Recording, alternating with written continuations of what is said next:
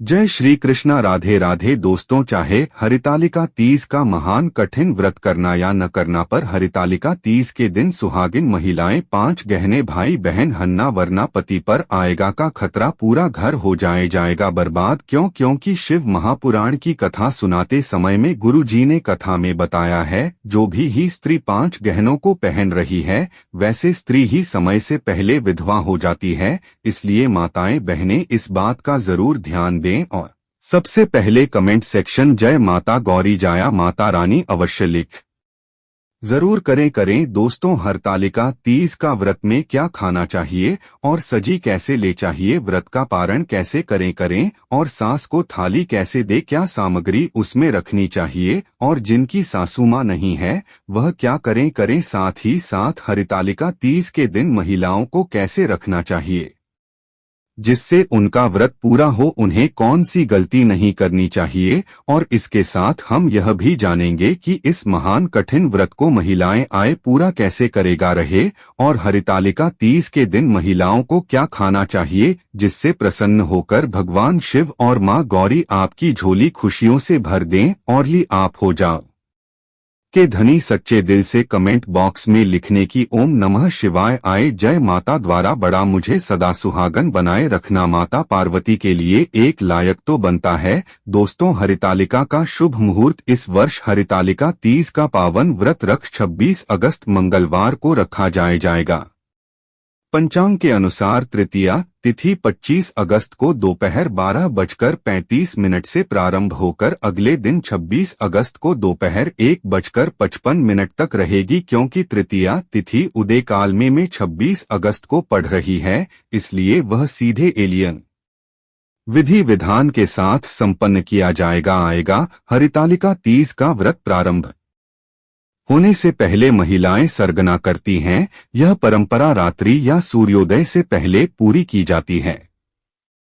सर्दियों में नमक का प्रयोग वर्जित माना गया है और अधिक भारी भोजन से भी बचना चाहिए ताकि उपवास के दौरान असुविधा न हो। इस समय खाल, जूस, नारियल पानी, ड्राई फ्रूट्स और मुरब्बे का सेवन करना सर्वोत्तम माना गया है, क्योंकि इससे शरीर को ऊर्जा मिलती है, डिहाइड्रेशन नहीं होता और पूरे दिन धूप का अनुभव भी कम होता है। यदि कोई महिला निर्जला व्रत रखने में सक्षम नहीं है तो संकल्प लेकर ही इस व्रत का पालन करना चाहिए। व्रत का पारण अगले दिन चतुर्थी तिथि लगने के पश्चात किया जाता है। यह विशेष रूप से कहा गया है कि व्रत का पारंगत कभी भी नमक युक्त भोजन से नहीं करना चाहिए। आइए सबसे पहले पानी शरबत लिए आप हल से उपवास तोड़ना चाहिए। आइए और फिर किसी मीठी वस्तु का सेवन करना चाहिए। आइए मीठा ग्रहण करने के पश्चात नमक युक्त भोजन का सेवन करना शुभ माना जाता है। शास्त्रों में यह भी उल्लेख है कि व्रत संपूर्ण होने के बाद भगवान शिव और माता पार्वती को बेल फल अर्पित करके के प्रसाद रूप में पूरे परिवार को इसका वितरण करना चाहिए। आइए बेल को अत्यंत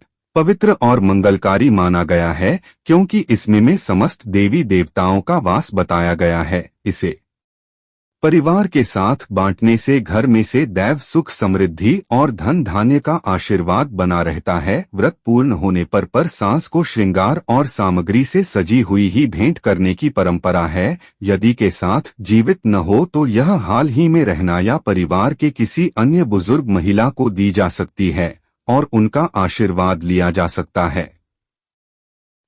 इस थाली में सारी बिंद लिया गया, झुर्रियां गया, बीच में ही नहीं ली गई मिठाइयां या कुमकुम को नेल पॉलिश और दक्षिणा रखना शुभ माना जाता है। इस परंपरा को पूर्ण किए बिना व्रत अधूरा माना जाता है। हरितालिका तीज पर कुछ निषेध भी बनाए गए हैं जिनका पालन करना अत्यंत आवश्यक है। माता को टूटे हुए चावल, बल खंडित चौकियों की या नाशपाती फल हल कभी अर्पित नहीं करना चाहिए। पूजा स्थल पर माचिस रखना अशुभ माना गया है और सफेद कपड़े का दान या धारण करना भी वर्जित है। इस दिन लाल, गुलाबी, पीले और हरे रंग के वर्ष पुत्र विशेष शुभ फलदायक होते हैं। माता को श्रृंगार अर्पित करने की परंपरा है, किंतु यह श्रृंगार सदा नया और संपूर्ण होना चाहिए। पूजा के समय में कलश पर नारियल को लेकर रखना चाहिए और किसी भी तरह का टूटा फूटा नारियल पर नहीं करना चाहिए। इस दिन व्रत रखने वाली महिलाओं को सावधानी बरतनी चाहिए। चुगली, बुराई या कटु वचन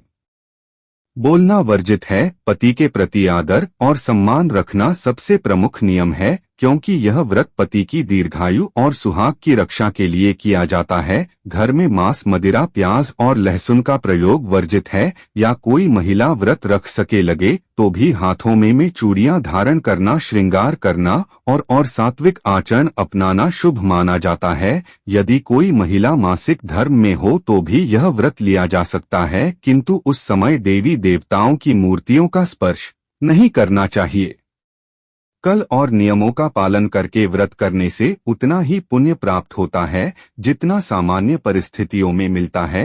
हरितालिका तीज का व्रत के दिन कुछ ऐसे नियम और ने भी हैं जिनका पालन करना आवश्यक है। मान्यता है कि हरितालिका तीज के दिन शाम के समय घर के कुछ चीजें से भूल कर भी किसी को नहीं देनी चाहिए। ऐसा करने से घर की लक्ष्मी में धीरे धीरे क्षीण हो जाती है और सुख समृद्धि पर नकारात्मक प्रभाव पड़ता है। कहा जाता है कि इस दिन सूर्यास्त के बाद घर का नमक, तेल और दूध किसी को नहीं देना चाहिए। यदि यह वस्तुएं में दूसरों के हाथ में चली जाए आया तो घर की बरकत और धन का प्रवाह रुक जाता है। शास्त्रों में यह भी स्पष्ट उल्लेख है कि हरितालिका तीज का व्रत रख सभी विवाहित स्त्रियों के लिए नहीं है। इसे केवल रख सकती है जिनका मन अपने पति के प्रति अति सच्चा और पवित्र हो रहा हो। चरित्रहीन, स्त्रीरही, मन में दूषित विचार रखने वाली या दूसरों के प्रति गलत भावना रखने वाली स्त्री यदि यह व्रत करती रहती है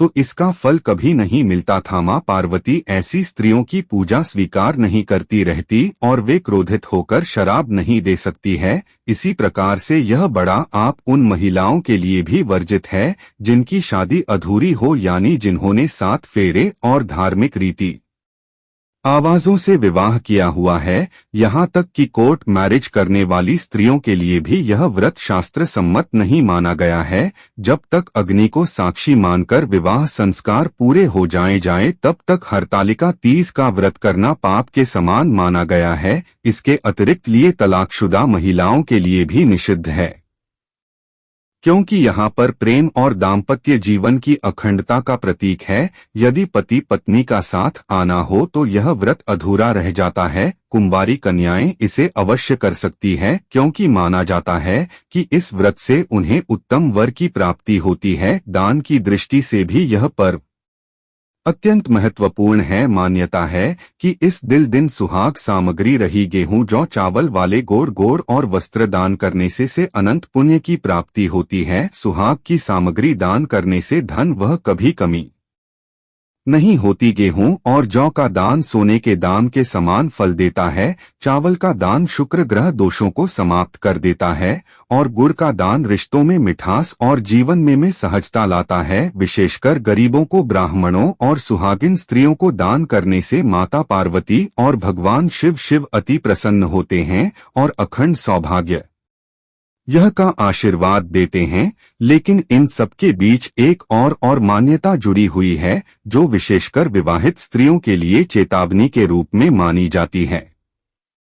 कहा जाता है कि यदि कोई महिला अपने मायके से 3 विशेष चीजें लेकर का ससुराल आती है तो वह अपने पति के लिए दुर्भाग्य का कारण बन जाती है। ऐसी चीजें से घर की समृद्धि को रोक देती हैं और पति को कंगाली की ओर धकेल देती है। अक्सर यही कारण होता है कि कुछ घरों में शादी के बाद लगातार कलह रहा, आर्थिक तंगी और दुख दर्द बना रहता है। आए लोग समझ नहीं मानते थे कि सब कुछ होते हुए भी घर में बरकत क्यों नहीं दिखती थी। शास्त्रों में इसका रहस्य ऐसे उन्हीं चीजों से जुड़ा हुआ बताया गया है जो मायके से ससुराल नहीं ले जानी चाहिए।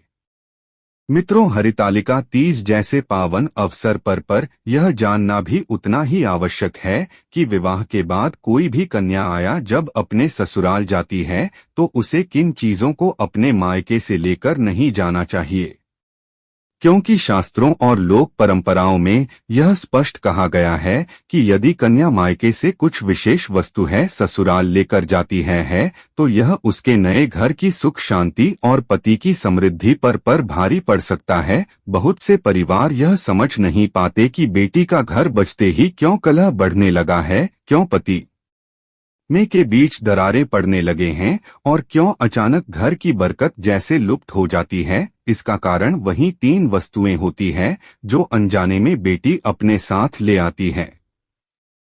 दोस्तों, हरितालिका तीज पर 5 विशेष गहने ने न पहनने का विधान शास्त्रों में लिखा है कि इस दिन अगर जरीन ने भूल से भी यह बात गहने धारण कर लगेंगे तो उसका सुहाग खतरे में पड़ सकता है। लेकिन कई बार हम लोग सोचते हैं कि यह सब अंधविश्वास है, तो आप गलत सोच रही है।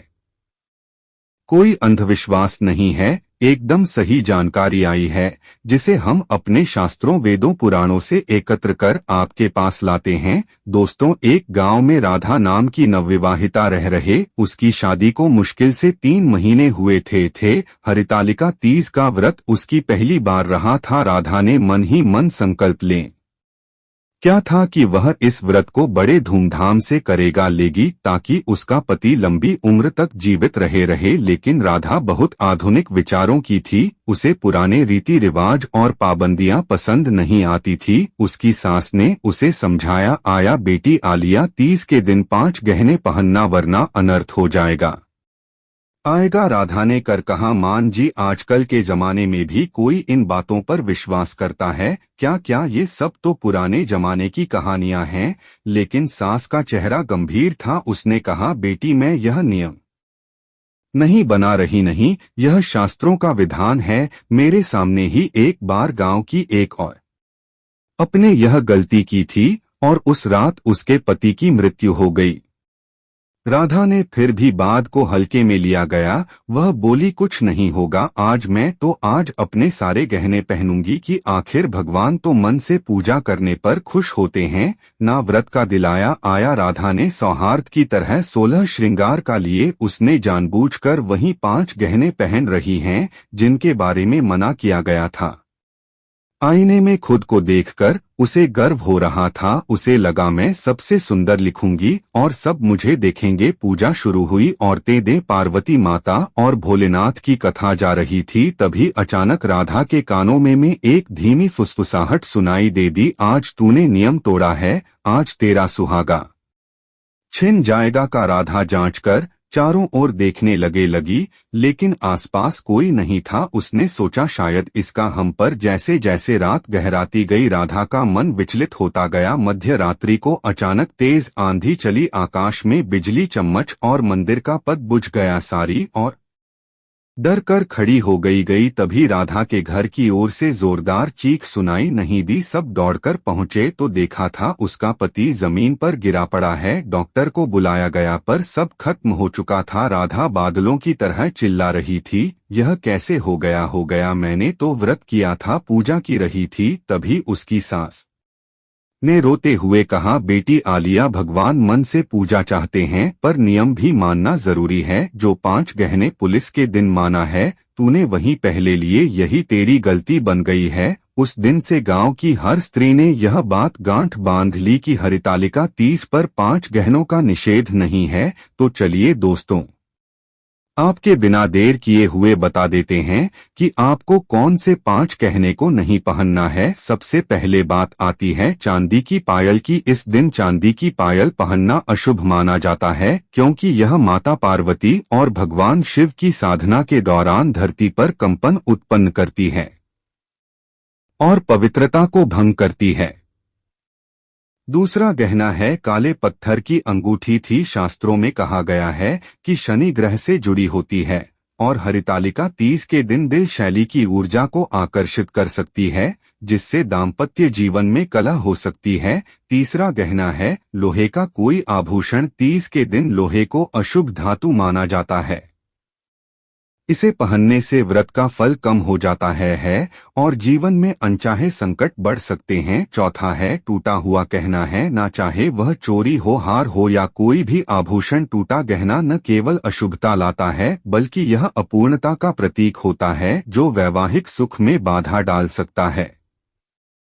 पांचवा और सबसे महत्वपूर्ण गहना है काला मोती या गाले मन के का हार। यह गहना रिलीज के दिन पहनना वर्जित है क्योंकि यह विधवा पलवल और दुख का सूचक माना गया है। कहा जाता है कि इस लेन देन काले रंग से जुड़े एक गहनों को पहनने से देवी पार्वती नाराज हो सकती है, इसीलिए परंपरा में यह निर्देश दिया गया है कि हरितालिका तीज के दिन स्त्रियां 5 गहनों से दूर रहे हैं और केवल वाले शुभ धातुओं जैसे से सोना होना, पीला, लाल या हरे रंग से जुड़े गहने पहने हैं ताकि उनका व्रत सफल हो। दोस्तों, आज का वीडियो कैसे लगा? अच्छा लगा है तो एक लाइक जरूर करें। धन्यवाद।